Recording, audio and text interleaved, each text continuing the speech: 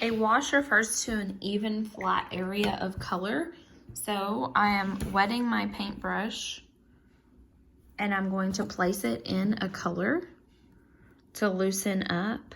Now my paintbrush and my watercolor palette look different, but they are very similar to yours. So I've added water into this one color. The more water you add, the lighter that color is going to be. So I'm loosening up some paint. And I don't have to use it all. If I let it be, that water will just absorb back into that paint pigment.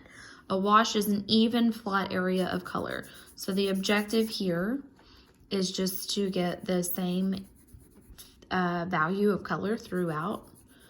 You see me going kind of back and forth into it. For a wash, you really want to just get in there, get the job done, and get out.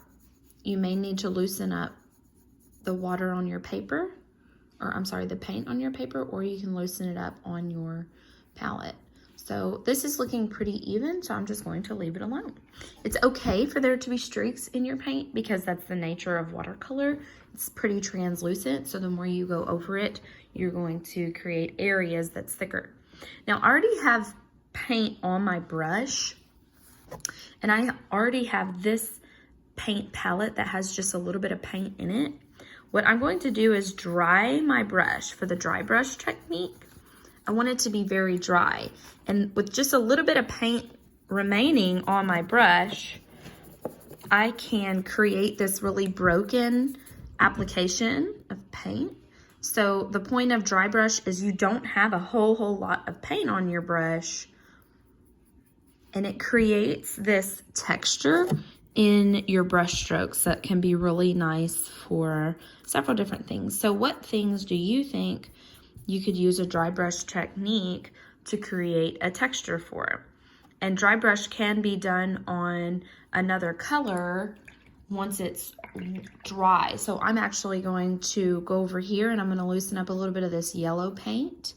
So I'll come back later and I'll create a swatch for you of a dry brush technique over dry paint. So I'm just blocking in some color so I can demonstrate that technique later. So I'll come back to that.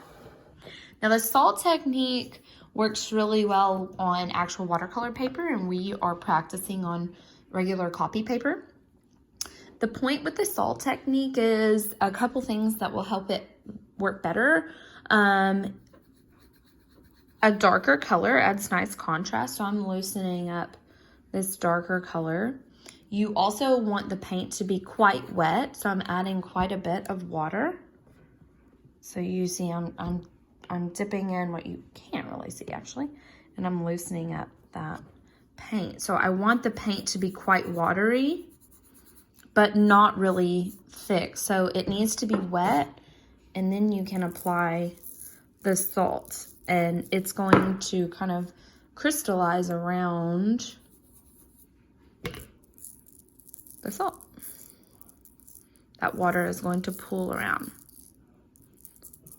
So I'm going to leave that there, all of it, to let dry. And I'm going to move on to my next technique. So that one won't be really complete until the end. Get the salt out of the way. And we're going to move on to the crayon resist. Now, crayons are made of wax. This is watercolor. It's going to resist the pigment. So, move my painting. So I can create a pattern with a white crayon. So you can do this with any crayon, but white has a really dynamic effect and contrast, obviously. So I'm going to use a white brush or white crayon and a dark color.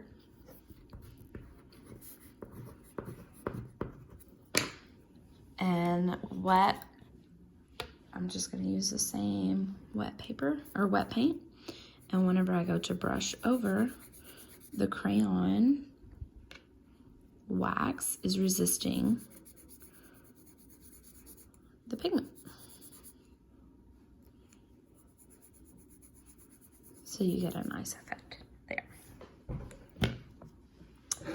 Blotting is something that absorbs pigment. So I'm going to paint, and then I'm going to absorb some of that paint with a small tear of a napkin. You can use paper towel for this as well. You could use Q-tip. You can use anything absorbent, a cloth, an old sock, whatever you want. I'm gonna pick a different color now. I'm getting some blue. So blotting can only be done whenever the paint is still kind of moist. So I'm going to paint an area, and while it is still wet,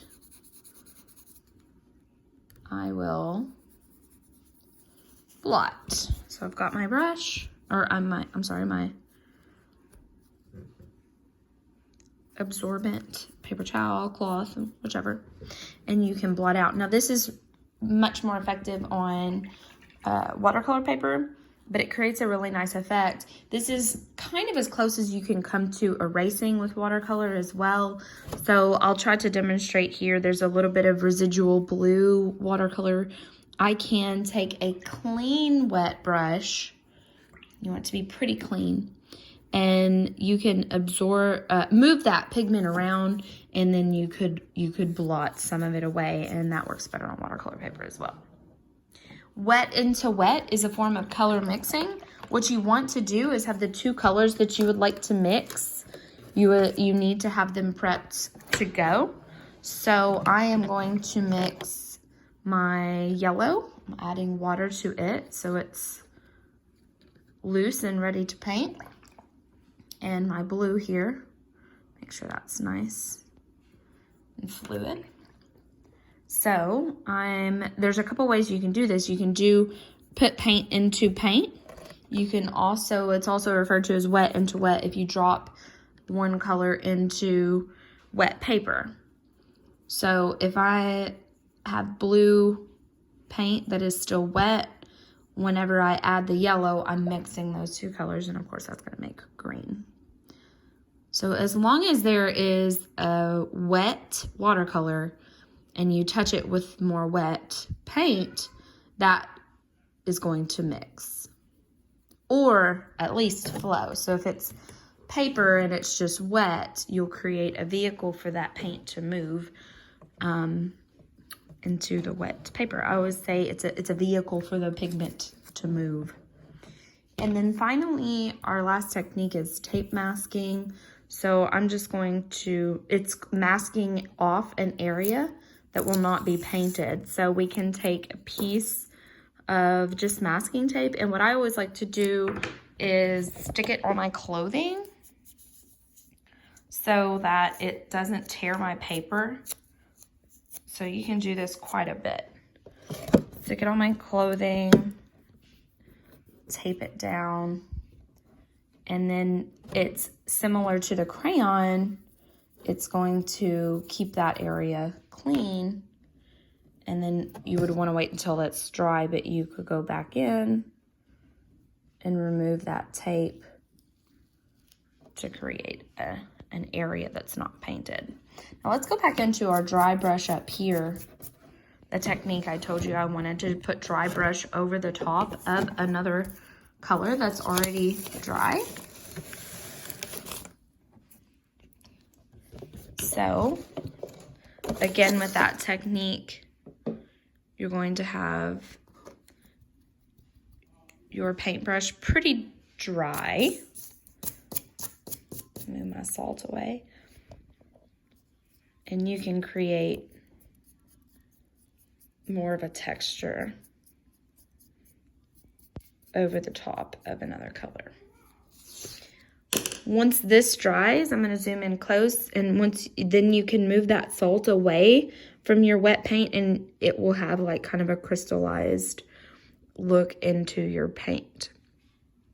And those are 7 basic watercolor techniques that you can utilize in watercolor painting.